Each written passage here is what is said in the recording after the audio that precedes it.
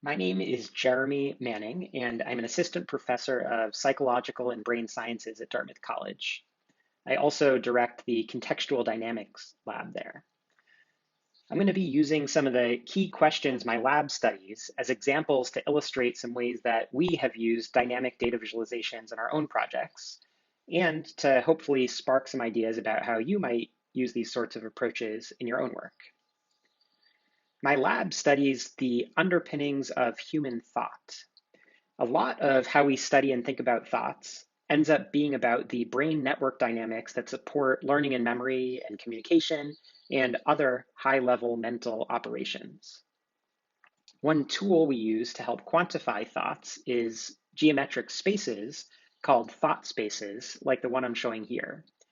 Each coordinate in this space is like one thought or set of thoughts that you might potentially have, and the geometry of the space is set up so that conceptually related thoughts live nearby.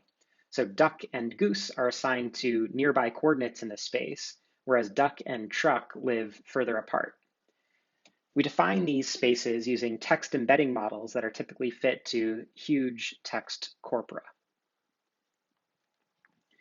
Because these spaces are often visually complicated, it's often helpful to visualize them dynamically. In this slide, I'm showing low dimensional embeddings of the text of roughly 7,500 research articles. Each article appears as a dot, and when we color the articles by subject area, we can see from how dots of the same color tend to clump together that this approach is capturing the notion that articles about similar things are embedded into this space at nearby locations. When we rotate this static image, we can really start to get a sense of the full three-dimensional structure. You can start to see that there's quite a bit of structure to the set of embedded coordinates. For example, if you think about a bounding box tightly enclosing the set of coordinates for these articles, that bounding box would represent the space of possible locations that articles could be embedded into. But in practice, articles almost always live on this complicated looking surface that emerges visually when we rotate this cloud of points. You could even imagine creating a document classifier that uses the distance from this surface within this space as a heuristic for estimating whether a particular held out document is a member of this collection or not.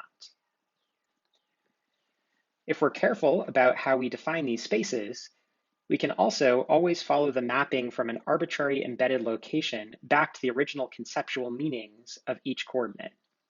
Sometimes those meanings are best described by individual words, like the dots shown in this particular example.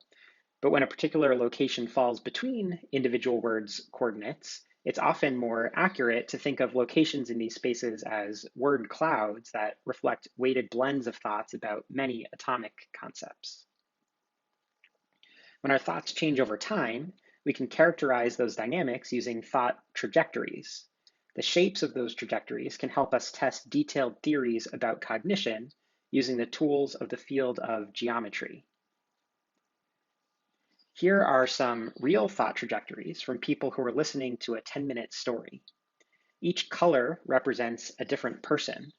And just by looking at this animation, you can start to get a sense of what's happening in people's thoughts. For example, you can see that there are certain points in the story where everyone's thought trajectories kind of deflect at the same moment. Maybe those are like high-level plot changes in a story.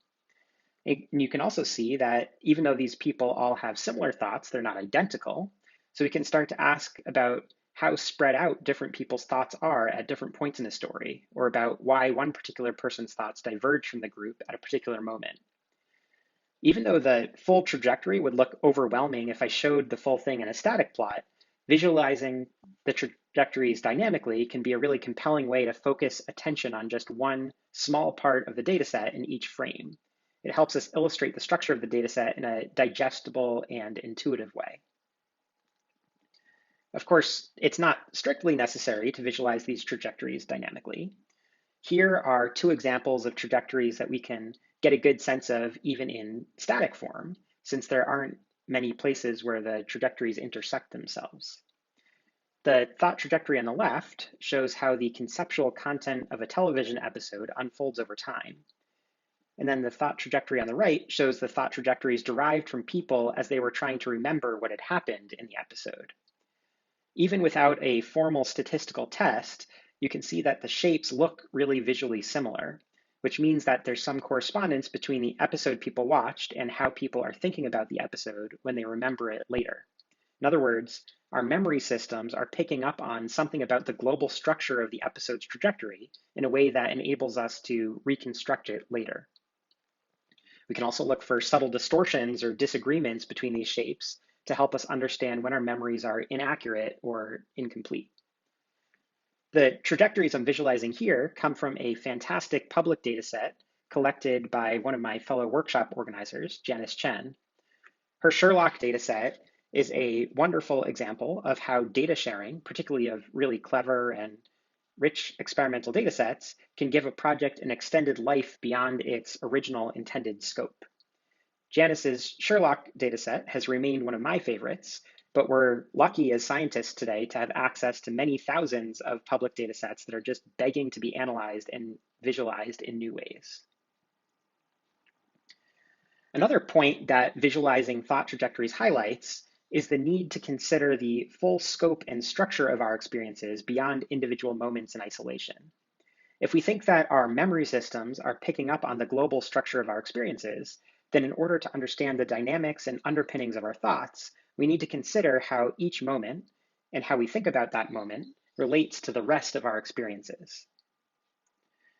There's also a growing body of evidence that different brain regions are sensitive to the statistical structure of our experiences at different timescales and levels of conceptual detail. For example, sensory regions seem to respond to low-level perceptual aspects of our experiences that unfold over short timescales. And as you move to higher order cortex, you see brain regions that seem to respond to higher level conceptual aspects of our experiences that often unfold over much longer timescales. If we want to understand how our brains support our thoughts, then we also need to think about how the representations maintained by different brain areas interact and influence each other. That means that a key aspect of studying the neural basis of thought is about modeling and characterizing patterns of brain network dynamics under different cognitive circumstances.